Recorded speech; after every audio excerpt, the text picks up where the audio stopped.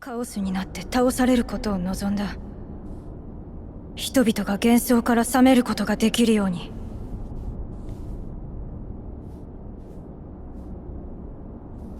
くだらん。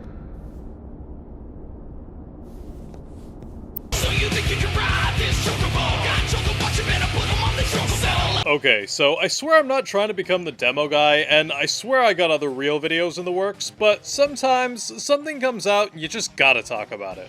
The second demo for Stranger of Paradise Final Fantasy Origin dropped yesterday, and you know wherever Chaos Man goes, I go. Chaos. The game is being developed by Team Ninja, probably best known recently for making the Neo games. I don't know about y'all, but I'm well on board for Final Fantasy Dark Souls. I think the concept is cool as well. A spin-off game taking place in the FF1 universe? If that ain't an underutilized setting, then I don't know what is. But, you know, just one question I gotta ask. Does it take place in the Final Fantasy I universe, though? You got your protagonist Jack and his crew, who apparently came from another world, cause they're wearing stuff like Nikes and Under Armour. Okay, so it's an isekai. I can buy that. I've watched Konosuba or something. I know what that is. But then you got this new trailer where they're fighting Tiamat in a futuristic lab setting that wouldn't look out of place in Final Fantasy VII. And just pointing it out, but why is the protagonist wearing AirPods? Did he bring his iPhone 12 Pro Max with him? And how is he charging it? Also, he's Garland, apparently? Garland. My name's Jack Garland. They're really playing hard to get with explaining what the setting is, and it's driving me crazy in the best way. I want to know more.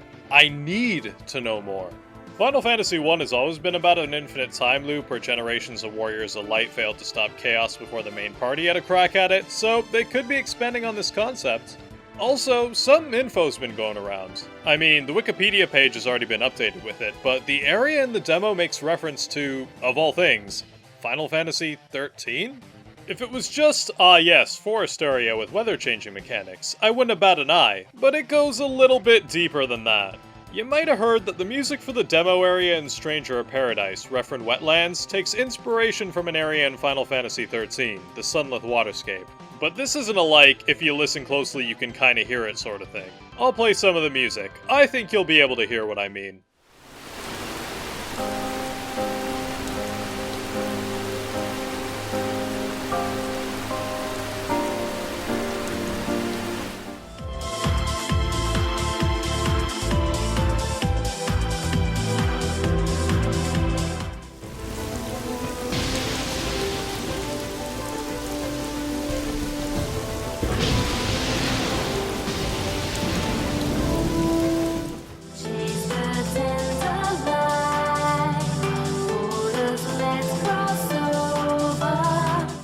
Now, I can totally believe that this area is meant to pay homage to the area from 13, rather than being the actual area itself.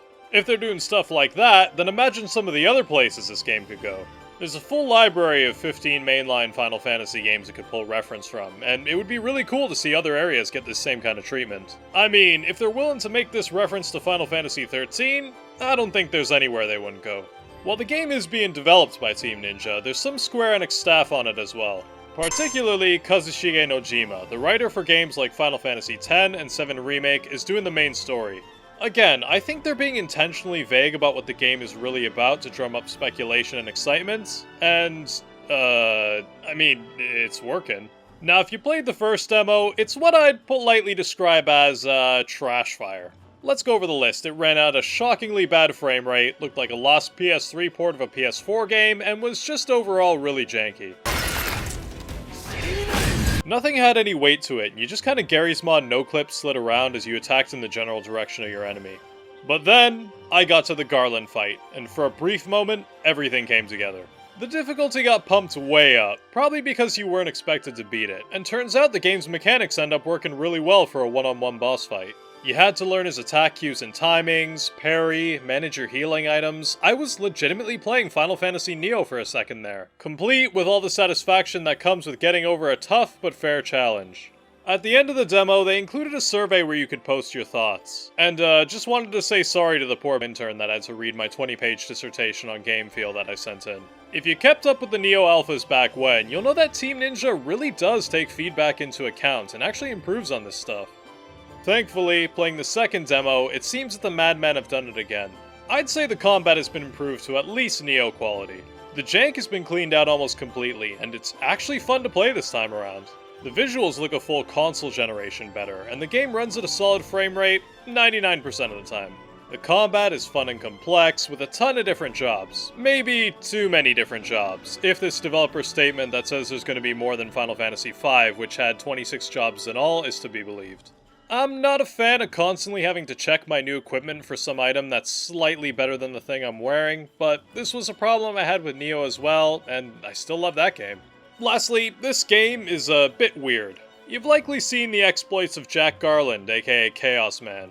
Chaos, chaos, chaos, chaos. Kill chaos. I become chaos. You've also likely watched this new scene that's being passed around where the new party member Neon is explaining how good and evil as a concept is a fantasy.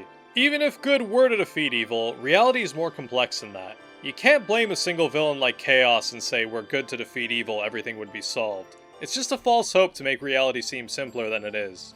Jack takes this information in, thinks about it for a sec, decides that the relevant takeaway was that thing about Chaos, and says, "Get out of here with your stupid bullshit," and starts playing some 90s style rap rock on his phone. Like, what? This is premium cringe, but is it wrong if I love it? I mean, it's kinda cringe in the way that makes me crease, if you know what I mean. The gameplay is good, real good, and that's like 2/3 of what matters to me, and I'm okay with the plot being stupid shit if it doesn't take itself too seriously. What I'm saying is, I'm cautiously looking forward to this game. Is it just me? Maybe it's the fumes from the instant noodles melting my brain and tricking me into thinking this is hype shit. I don't know. Tell me what you think. For now, I can sum it up as this. We will watch your career with great interest. That's all for now. Hopefully no other hype demos drop and jam up my schedule for a while. Till next time.